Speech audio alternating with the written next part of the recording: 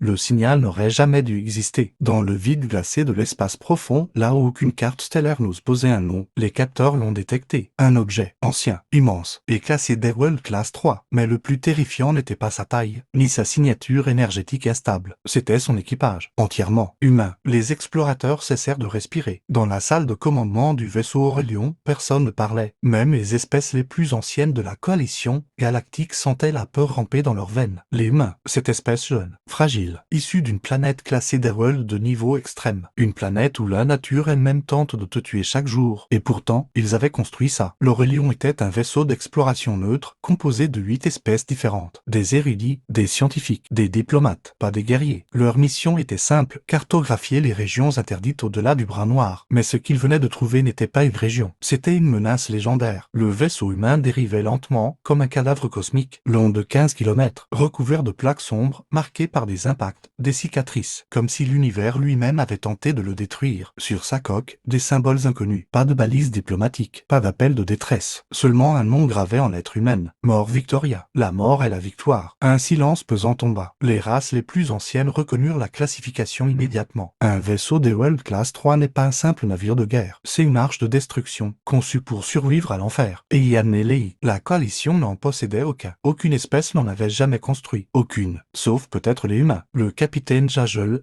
pris à la carapace irisée, parla enfin. Analyse de survie. Les scanners s'activèrent. Résultat. Atmosphère respirable. Réacteur envahi. Système partiellement actif. Et surtout, des signes de vie. Ils étaient encore là. Après combien de temps? Des siècles? Des millénaires? Impossible à dire. Le vaisseau ne suivait aucune technologie standard. Les lois de sécurité galactique y étaient absentes. Les humains avaient ignoré chaque règle connue. Ils avaient renforcé leur système non pas pour le confort, mais pour l'endurance, pour la douleur, pour la guerre. Un jeune analyste murmura. Pourquoi un vaisseau aussi ancien? Est-il encore opérationnel? Personne ne répondit, parce que tous connaissaient la réponse. Les humains ne construisent pas pour durer longtemps. Ils construisent pour survivre à l'impossible. La décision fut prise. Une équipe d'abordage réduite, strictement scientifique, pas d'armes lourdes. Une erreur que l'histoire n'oublierait jamais. Lorsque l'écoutille du mort Victoria s'ouvrit, l'air qui s'en échappa était froid, sec, chargé d'une odeur métallique et ancienne. Les couloirs étaient vastes, peu éclairés, remplis de marques gravées à même le métal. Des noms, des dates, des comptes, pas de décoration, des mémoriaux. Ils comprirent alors. Ce vaisseau n'était pas seulement une arme, c'était un tombeau vivant. Chaque paroi racontait une bataille, chaque cicatrice une victoire payée en sang. Les humains avaient transformé leur vaisseau en légende. Soudain, une lumière s'alluma au bout du couloir. Des pas, lents, lourds, et une voix humaine résonna dans l'obscurité. Rauque, calme, fatigué. Vous êtes loin de chez vous. Les explorateurs figèrent, parce que cette voix ne portait ni peur, ni surprise, seulement l'expérience. Et c'est à ce moment précis que l'univers réalisa une chose. Les humains n'avaient pas disparu. Ils s'étaient préparés. Mais ce que les explorateurs allaient découvrir sur la mission réelle du mort Victoria, et sur la guerre que les humains avaient déjà gagnée, changerait à jamais l'équilibre de la galaxie. Personne dans l'équipe d'exploration ne bougea. La silhouette humaine s'avança lentement hors de l'ombre. Grande, amaigrie, recouverte d'un uniforme usé, réparé des dizaines de fois. Pas d'armure brillante, pas de menace visible. Et pourtant, tous leurs instincts hurlaient. Identifiez-vous, dit enfin le capitaine Jajel, la voix tendue. L'humain s'arrêta sous la lumière vacillante. Son visage portait les marques du temps. Des cicatrices anciennes, des yeux fatigués, mais pas brisés. Capitaine Eliaro, répondit-il calmement. Commandant du vaisseau mort Victoria. Un silence glacé suivit. Les bases de données galactiques furent interrogées instantanément. Résultat, aucun enregistrement. Comme si cet homme n'avait jamais existé. Date stellaire actuelle, demanda Rowe. Quand la réponse lui fut donnée, ses épaules s'affaissèrent légèrement. Alors nous avons tenu plus longtemps que prévu. Cette phrase seule fit frissonner l'équipe. Tenu contre quoi? Ils furent escortés à l'intérieur du vaisseau. Pas comme des prisonniers, pas comme des invités, comme des témoins. La salle de commandement du mort Victoria ressemblait plus à un bunker qu'à un pont spatial. Écran épais, commande mécanique, redondance sur redondance. Tout était conçu pour fonctionner même après une destruction partielle. Au centre, une immense carte holographique de la galaxie. Mais quelque chose clochait. Des régions entières étaient noircies, effacées. Ce que vous voyez, dit Rowe, c'est la galaxie telle qu'elle était avant. Un scientifique osa parler. Avant quoi? Rowe leva les yeux. Avant la guerre. Les traducteurs peinèrent à suivre la suite, parce que ce qu'il raconta ne figurait dans aucune archive. Il y a longtemps, bien avant que la coalition ne considère l'humanité comme une espèce secondaire, les humains avaient été invités dans la communauté galactique. curieux, pacifiques, naïfs. Ils partageaient leurs données, leurs routes, leurs faiblesses. Et quelqu'un les observa. Les Viraco, une civilisation ancienne, prédatrice, spécialisée dans l'extinction lente des jeunes espèces. Ils ne conquéraient pas, ils testaient. Ils ont classé la Terre comme monde à exploiter, dit Rowe. Dewell naît avec une population adaptable. Un scientifique alien frissonna. Les Viraco ne faisaient jamais d'erreur. La première attaque ne fut pas militaire. Ce fut un accident. Une lune orbitale déplacée. Des marées incontrôlables. Des milliards de morts. La coalition parla de catastrophe naturelle. Les humains comprirent. Ils demandèrent une enquête. Refusé. Ils demandèrent protection. Refusé. Ils demandèrent justice. Silence. Alors nous avons fait ce que nous faisons toujours, dit Rowe doucement. Nous avons appris. Les humains étudièrent les Viraco en secret. Leur tactique, leur biologie, leur peur la plus profonde. Ils découvrirent une vérité simple. Les Viraco ne pouvaient pas survivre longtemps sur des mondes hostiles. Les Dewell les détruisaient. Un murmure parcourut l'équipe. Rowe continua. Nous, si. Le Mort Victoria n'était pas un vaisseau d'exploration. C'était le premier. Le prototype construit pour une seule mission. Porter la guerre là où personne ne survivrait. Les humains n'attaquèrent pas les capitales. Ils attaquèrent les routes, les nids, les mondes périphériques. Ils transformèrent chaque planète hostile en champ de bataille. Ils ne terraformaient pas. Ils adaptèrent leur corps. Vous appelez ça des vaisseaux Dewell class, dit Rowe. Pour nous, ce sont juste des maisons. La carte holographique changea. Des centaines de systèmes s'illuminèrent, puis s'éteignirent. En 37 ans standard, dit Rowe, les Viraco ont cessé d'exister. Un silence absolu. Et la coalition demanda enfin Jagel. Rowe le fixa. Longtemps, vous avez voté. La vérité frappa comme une explosion silencieuse. La coalition avait su. Elle avait choisi l'oubli. Effacer les humains était plus simple que d'admettre qu'ils avaient gagné une guerre que personne n'osait mener. Pourquoi rester ici, demanda une exploratrice, la voix tremblante. Rowe sourit tristement. Parce que quelqu'un devait rester au chaos. Une alarme se déclencha soudainement. Un signal ancien, non humain. Rowe se redressa immédiatement. Ses yeux changèrent. Ils nous ont retrouvés, murmura-t-il. Et pour la première fois, les explorateurs comprirent. Le Mort Victoria n'était pas un vestige, c'était une sentinelle. Et ce qui arrivait maintenant n'était pas une découverte archéologique. C'était le début d'un retour. L'alarme du Mort Victoria ne criait pas. Elle murmurait. Un son grave, lent, presque respectueux. Comme si le vaisseau lui-même reconnaissait un ancien ennemi. Les lumières passèrent au rouge sombre. Pas urgence. Préparation. Le capitaine Rowe se redressa complètement. Ses gestes n'étaient plus ceux d'un survivant fatigué, mais d'un officier qui rentre chez lui. Temps estimé avant contact, demanda-t-il. Une voix synthétique, humaine, répondit depuis les murs. Traces détectées. Technologie prégalactique. Probabilité d'origine Viraco 12%. Probabilité d'origine autre chose 88%. Un frisson parcourut l'équipe d'exploration. Autre chose était pire. Jagel sentit sa carapace se tendre. Vous avez dit que les Viraco avaient cessé d'exister. Rowe hocha la tête. Oui, il marqua une pause. Mais nous n'avons jamais dit que nous les avions tués tous ensemble. Le Mort Victoria s'éveillait. Des sections du vaisseau jusque-là silencieuses commencèrent à vibrer. Des portes scellées depuis des siècles s'ouvrirent lentement. Derrière elles, des mains. Ils sortirent un par un. Hommes, femmes, augmentés. Certains portaient des prothèses visibles. D'autres avaient des yeux modifiés ou une peau marquée par des adaptations biologiques. Tous avaient la même expression. Calme, concentré, prête. Un scientifique alien chuchota. Combien êtes-vous encore? Rowe répondit sans détour. Suffisamment. Ils se rassemblèrent dans la salle stratégique. La carte galactique s'agrandit. Un signal clignotait à la périphérie. Ancien, faible, mais codé avec une précision terrifiante. Ce signal n'est pas un appel, expliqua Rowe. C'est une clé. Il activa une autre couche de données. Des balises humaines apparurent.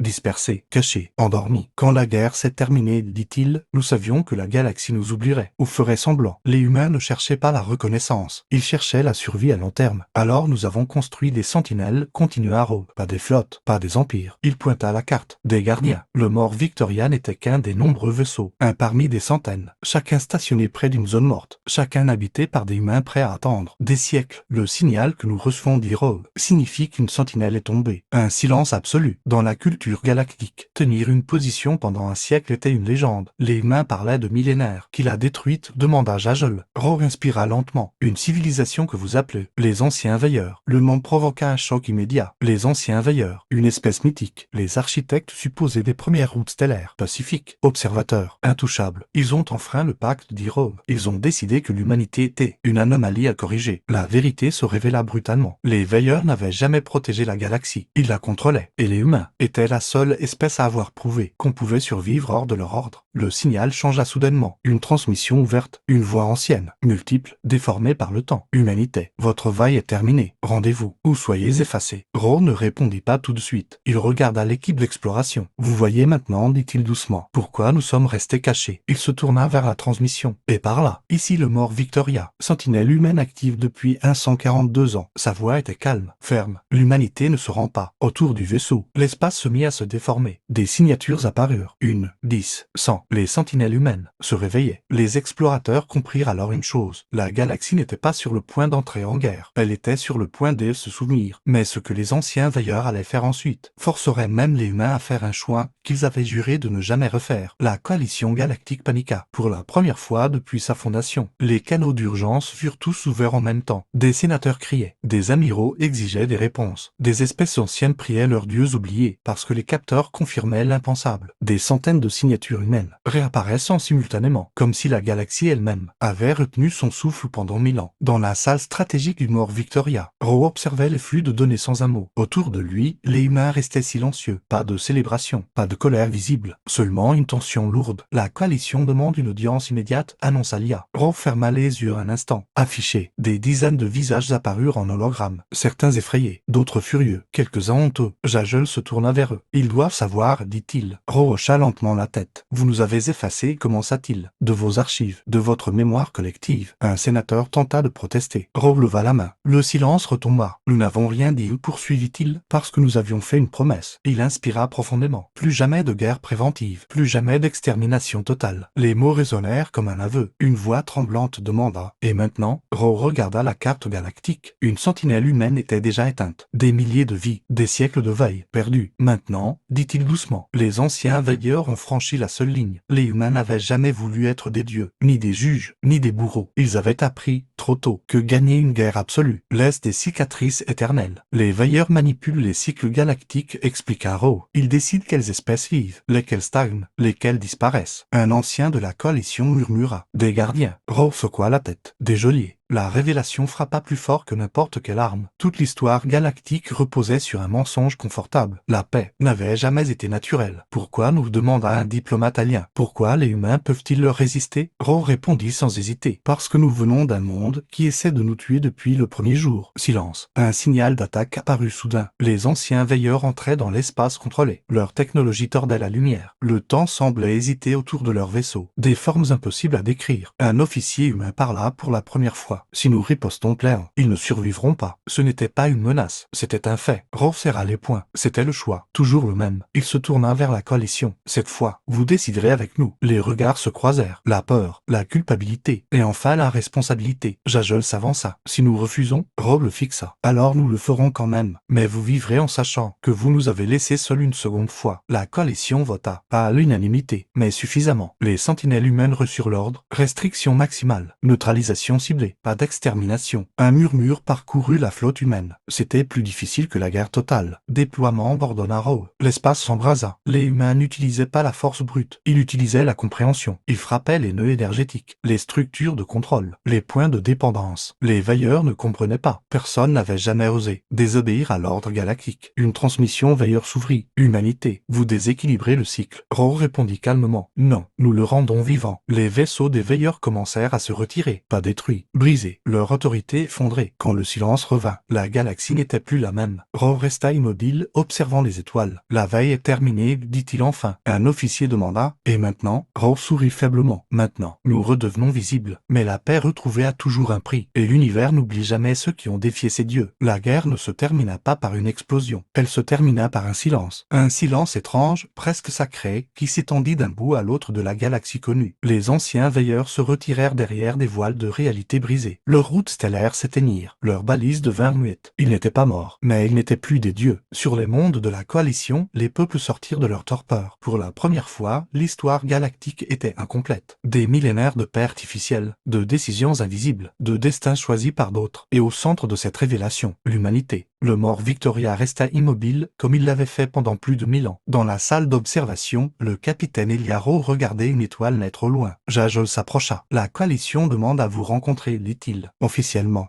Publiquement. Ro ne répondit pas tout de suite. Ils veulent vous offrir un siège permanent, ajouta Jajol. Un droit de veto.